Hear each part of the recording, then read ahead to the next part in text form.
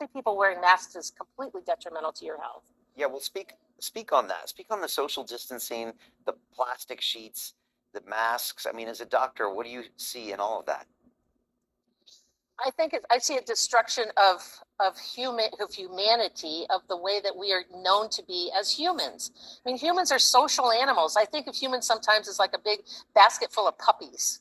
You know, they like to crawl over top of each other, and they like to play and tumble around, and they like to hug and kiss and high five and slap each other on the back, and they like to sit close to each other in scary movies, and they like to sit close to each other when they go to a bar and watch their favorite sports teams. And now we have to be 6 feet apart.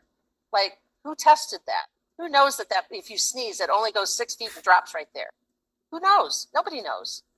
And now that they've, and I've got an article that I'm going to finish sometime this week that talks about all the problems with the masks. And Dr. Russell Blaylock's article that came out, just a couple of days ago, I totally agree with him. And Russell's been friends of mine forever. He's a retired neurosurgeon.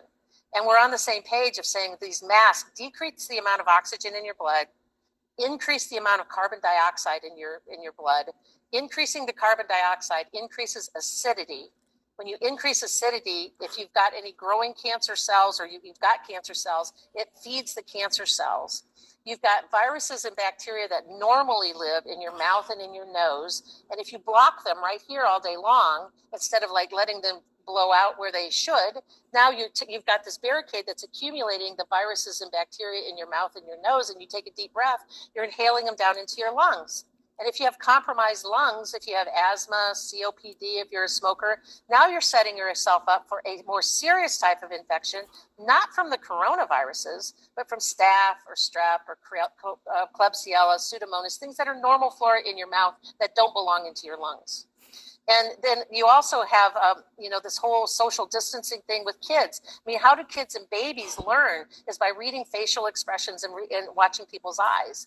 And I've had parents tell me that have young infants, they have on a mask and they're out and about, and they come in and the infants are like, they're looking at them funny. And as soon as they take off the mask, the little infant starts to smile because they recognize that that's mom.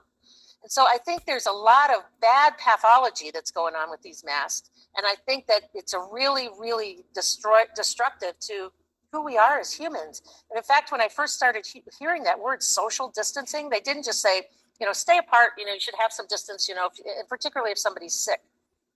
And they didn't do that. And I said, that social distancing is going to become part of our language lexicon.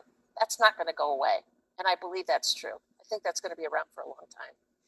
Yeah, it's dividing us so much. I just bumped into a